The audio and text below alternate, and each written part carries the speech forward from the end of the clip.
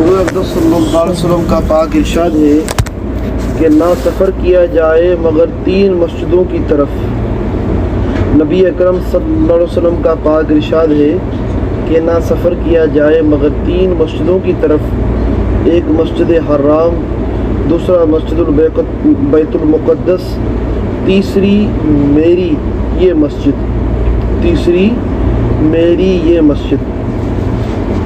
فائدہ: چونکہ اس حدیث شریف میں 3 مساجد کے علاوہ کسی اور جگہ کے سفر کی ممانعت کی گئی ہے، اس لیے بعض علماء نے اس کی دلیل پکڑ کر نبی اکرم صلی اللہ علیہ وسلم کے مزار کے پاک کے ارادے سے سفر کی ممانعت فرمائی ہے۔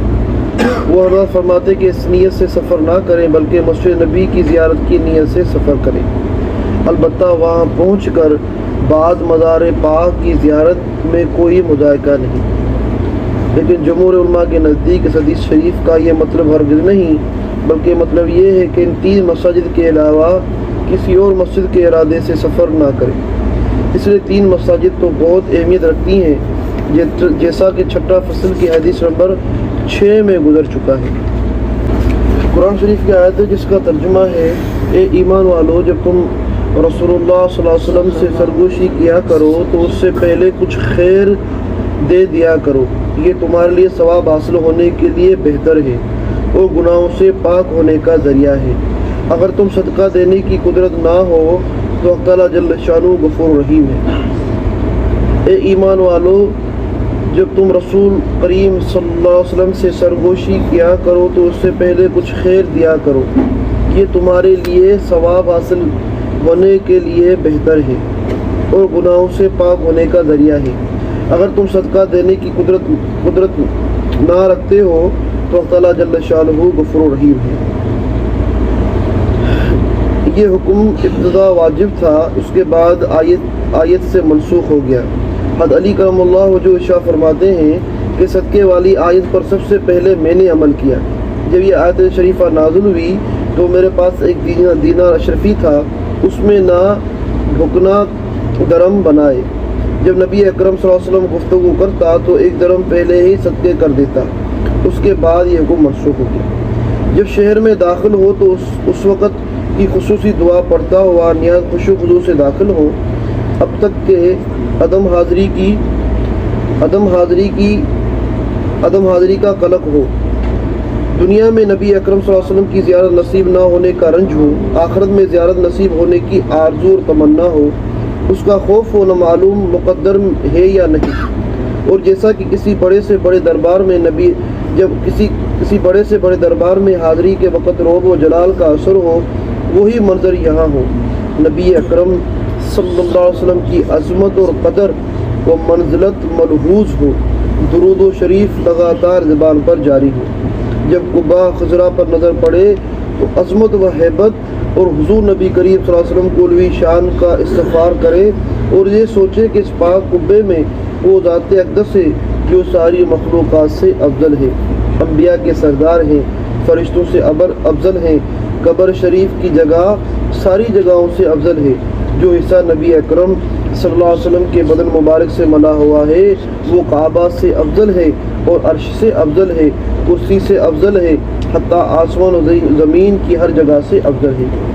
شہر میں داخل ہونے کے بعد سب سے پہلے مسجد نبی میں حاضری ہو، اگر مستورات یا سامان وغیرہ کی مجبوری ہو تو دوسری بات ہے، ورنہ سب علماء نے لکھا ہے کہ شہر میں داخل ہونے کے بعد سب سے پہلے مسجد میں حاضر ہونا افضل ہے۔ نبی اکرم صلی اللہ علیہ وسلم کا عام معمول بھی احادیث میں آیا ہے، جب سفر سے تشریف لاتے تو اول مسجد میں تشریف لے جاتے۔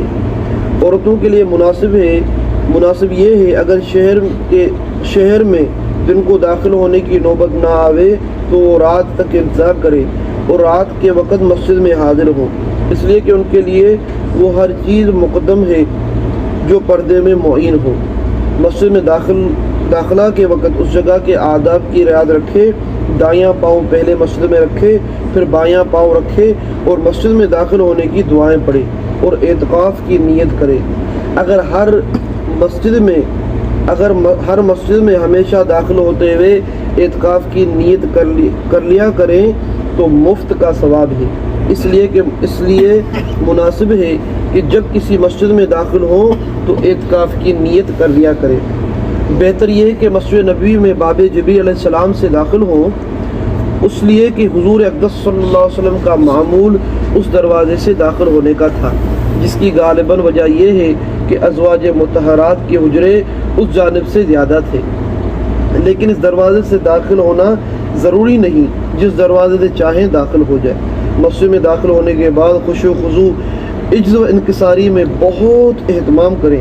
وہاں کی زیب و زینت، فرش فروش، جھاڑ، فانوس، قالین، مقبولیں، کمکمویں میں نہ لگ جائیں، نہ اس چیز کی طرف التفات کریں۔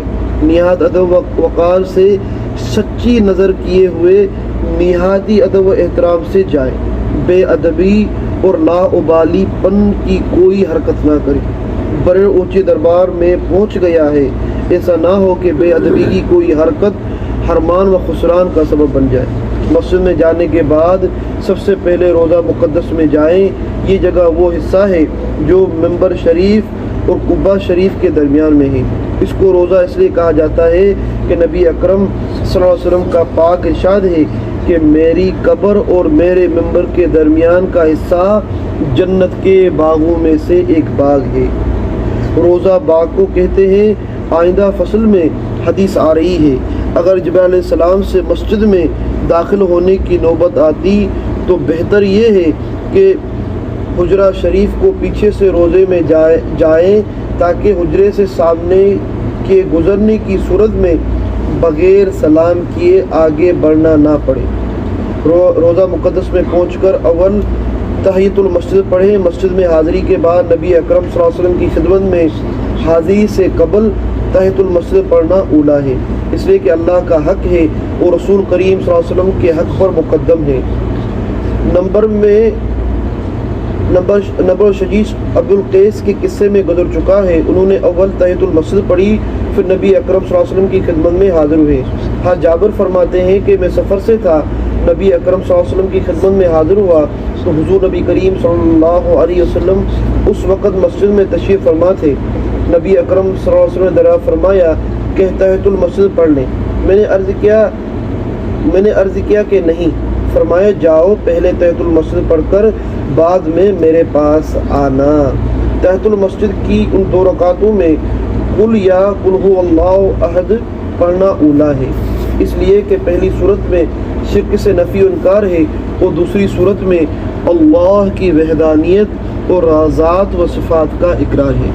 بس میرے بھائیو دوستو بزرگو، حج کا مہینہ چل رہا ہے، فضائل حج سے پڑھ رہے ہیں، تو یہ جب ہم حج پہ جاتے ہیں تو شیخ ودی صاحب نے کچھ آداب، کچھ چیزیں لکھی ہیں۔ اللہ جل شانہ ہم سب کو حج کی توفیق نصیب فرمائے، حج کے لیے قبول فرمائے۔ جو اس سال جا رہے ہیں تو وہ تو انشاءاللہ ان چیزوں کا بہت زیادہ خیال رکھیں، اور اللہ جل شانہ سے دعا کہ اللہ جل شانہ پڑھنے سے زیادہ اس پہ عمل کرنے کی توفیق عطا فرمائے اور دوسروں تک پہنچانے کی توفیق عطا فرمائے۔